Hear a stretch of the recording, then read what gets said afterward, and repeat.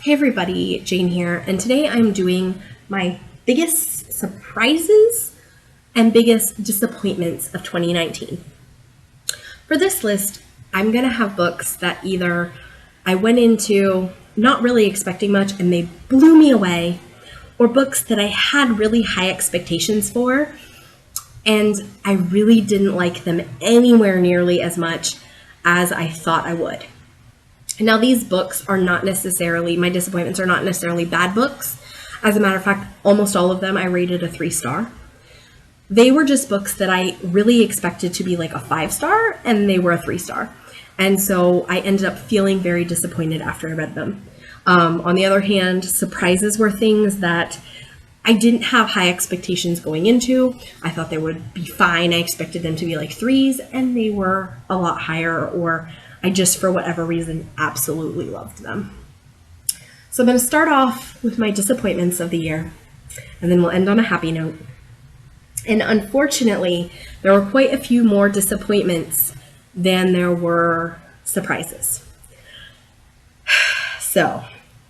And some of these are going to be controversial. And as I said, these are not bad books. They're just books that I expected to love a lot more than I did. The first book on this list is The School for Good and Evil. I had heard so many people talking about it, and I was hoping to get really like Harry Potter vibes by reading it. And honestly, I just didn't really like it all that much. It was fine, but I didn't want to continue with the series after I read the first book.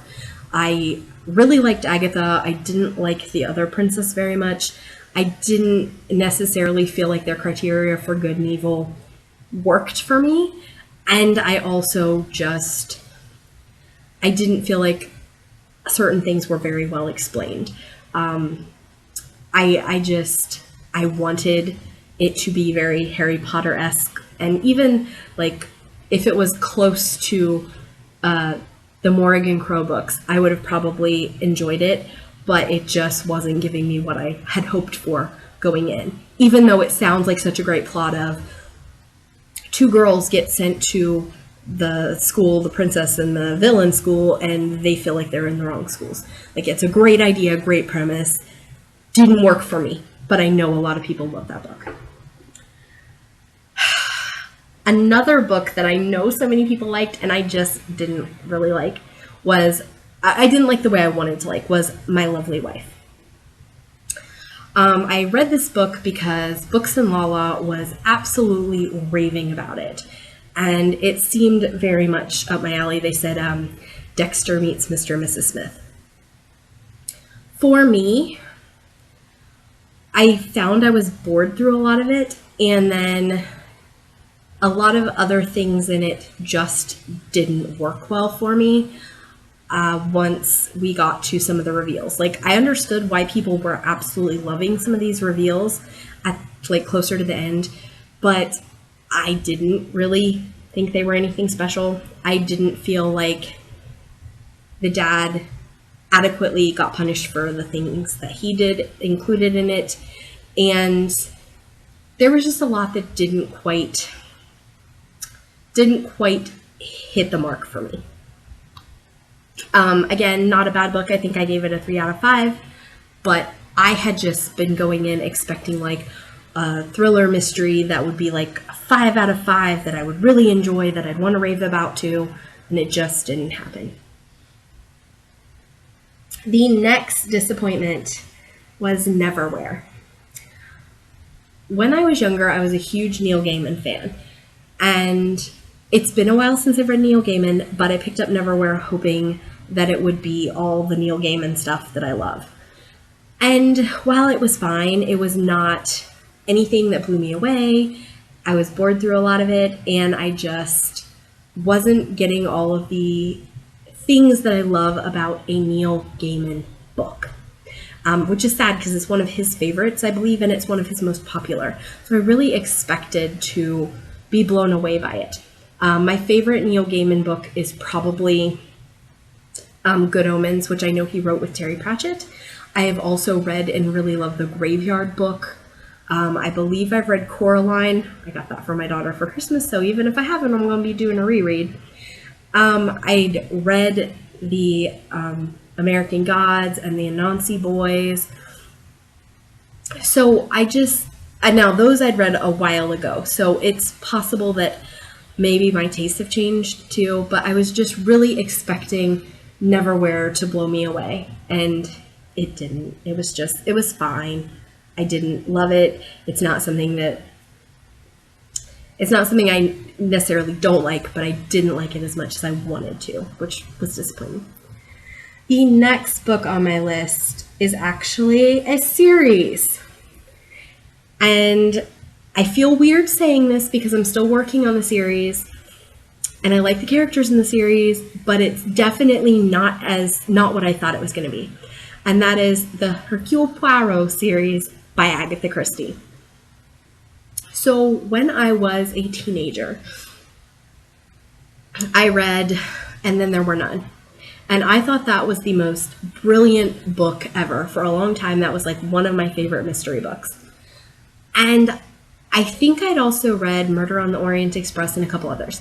So I was really excited when I decided this year to read Hercule Poirot. I really love mysteries, and I am now 5 books into the series. I like Poirot. I really like him as a character. He's pretty good. I like Hastings, but he's not in all of the books, which I find very disappointing. But the mysteries themselves are not what I was hoping. The Murder of Roger Ackroyd has been the absolute best, but everything else has kind of been meh for me. Like, I want every book to make me feel like The Murder of Roger Ackroyd did, and everything else has been kind of meh. I don't dislike them. I'm still reading them, and I'm enjoying the television series because I do like the characters. But I expected, from the way that I loved And Then There Were None, and the things I'd heard about Hercule Poirot, to basically think these were the best books in the whole world. And, I mean, they are classic mystery and everything that I should absolutely be gaga over. And I'm just not, I'm enjoying them, but I don't love them the way that I wanted to. And I'm very disappointed by that. So, the whole series so far, books 1 through 5 of the Hercule Poirot series, and probably most of the rest of them, yeah, not as good as I wanted them to be, darn it. Hopefully we find some gems along the way. I've got 2 more on this list. This one I know is going to upset a lot of people, and I'm so sorry, but The Unhoneymooners by Christina Lauren. So last year, my book of the year was autobiography. I loved autobiography and really was excited to read more Christina Lauren. I had read Roomies, I read the Haunted House one, and then I read The Unhoneymooners. The Unhoneymooners sounded like it was going to be so cool and so fun, and I did enjoy parts of it. I really enjoyed the parts when they were in Maui. But I didn't think that, and I think I'm learning that hate to love is just not my trope, and that could be why I didn't really enjoy this. The reason that they didn't like each other in the beginning, I didn't like, and then all the stuff that happened after they got back from Maui, I really didn't like, and it didn't necessarily work for me, and I felt like there had needed to be a little more development of some of the other characters involved prior to them leaving Maui for the things that happened after they got back to really work.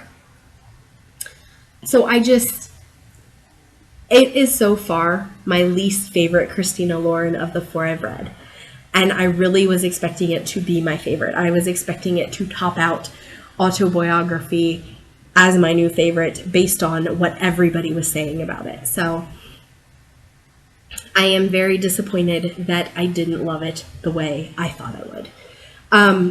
I will say too, when I was reading it, I wasn't necessarily at the best place of my life. And one of the reasons I picked it up was because I felt slumpy. I felt not great.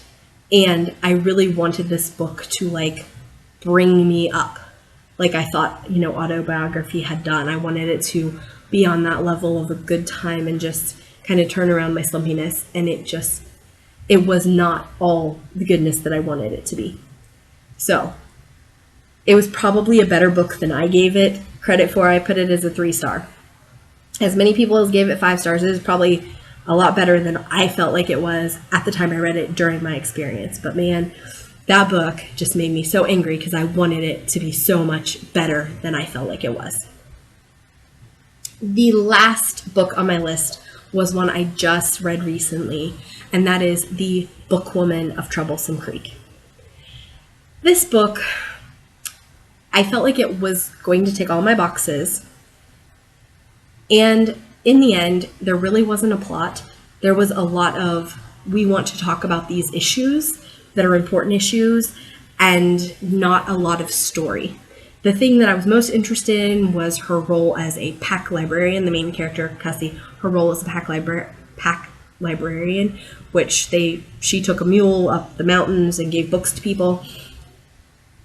And that was not as important to the story or the parts of it that I was interested in as it could have been. And it just ended up being very underwhelming for me. So I didn't end up enjoying it nearly at the level I thought it was going to be. It was a 3-star. It was fine, but not anything that blew me away. On the flip side, books that I didn't expect to like nearly as much as I did, and that I do absolutely love, or that definitely went above the expectations I had for them. Book number 1 on this list, Cinder. And Scarlet, sort of. So I am not generally a sci-fi person, but I'd heard people talk about the Lunar Chronicles, and I thought, I'll give it a try. But, the main character being a cyborg, I didn't even know really what a cyborg was. I've watched television shows that were like sci-fi. The sci-fi is not generally what I gravitate towards. I like, TV-wise, I like Stargate, I like Star Wars, Star Trek. Certain things like that I do enjoy, but I cannot name a science fiction book that I've read as an adult, I don't think, that really just blew me away and that I really loved. This one, I did. I really enjoyed it. It was not a 5, it was like a 4, but a very strong 4. I really enjoyed Cinder, and I did read Scarlet. I didn't like Scarlet as much as I liked Cinder, but I still thought it was interesting and intriguing, and I still want to read more books in that world. I do want to finish out that series, hopefully in 2020, and as a matter of fact, I've heard such amazing things about Cress that I put it on my 5-star predictions list. So hopefully I'm not wrong, but because of the genre, Cinder really surprised me as being something that I liked as much as I did. The next book on that list was Mr. Lemoncello's Library series. These are middle grade books that are Wonka-esque, involving a library. And they are so zany and so fun that I expected them to be decent. I had no idea I was going to love them to the level that I did. I believe I gave 2 of the 4 books 5 stars, 1 a 4-star, and I haven't read the last one, but it is also on my 5-star predictions. This is just such a fun series, and because it was middle grade, I didn't have super high expectations going in, and especially because of kind of what it was like this game in a library, but it is just so fun and just gave me such a good time reading it. It's one that I still recommend to people who have like middle graders. The next book, I've got 2 more on my list. Time Traveler's Guide to Modern Romance. This was just a cute little romance that I really didn't know what to expect. It was sweet and clean, which I think is a big part of the reason I liked it, because it is a male-male romance. And sometimes those can get kind of explicit. I haven't read too many of them, but a couple of the ones I have picked up were very explicit. And extremely explicit sex is just not for me. And this book was not that. It was very just cute and sweet and a nice little romance. It definitely had its problems. There were definitely some issues that I had with the time travel element. There were some issues I had with a couple of the characters and their actions. But I was surprised how much I really did enjoy that book, and it really stood out as a book that I didn't have very high expectations going into, and I really liked way better than I expected. The last book on this list is Bird Box. Horror is one that is a genre I don't read much. It's not one that I typically gravitate towards. I would say at this point that it's kind of hit or miss. I've liked a couple of the Stephen King books. I read Pet Sematary and I enjoyed that. I read Misery and I enjoyed that. But horror is just not my thing, typically.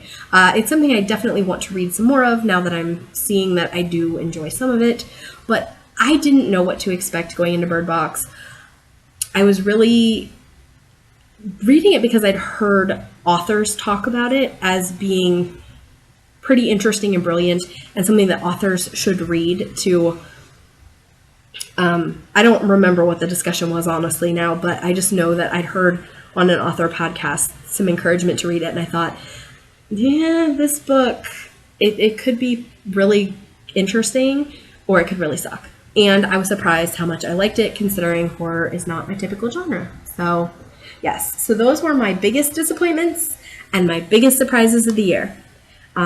So I would love to hear what books really disappointed you and what books really surprised you. What were you thinking you were just going to love and ended up being just okay? And what books didn't you really think were going to be on anything special and turned out to be something that really captivated you this year or in 2019? If you are new here, please hit subscribe. Also, please hit like if you enjoyed the content. My social media is below if you would like to connect with me off of YouTube. Also, down there are links to my books on Amazon and Smashwords, although that is not the only places my books are. I do have some books in Kindle Unlimited if you'd like to read for free. I also have some books that are part of the romance package on Audible. So if you are on Audible and either have credits or if you are part of the romance package, I do believe, can read several of my books for free. Otherwise, my books are available, some of my books anyway, are available everywhere the books are sold. I would love for you to check my books out if you enjoy romance. This is Jane. I'll talk to you next time. Bye.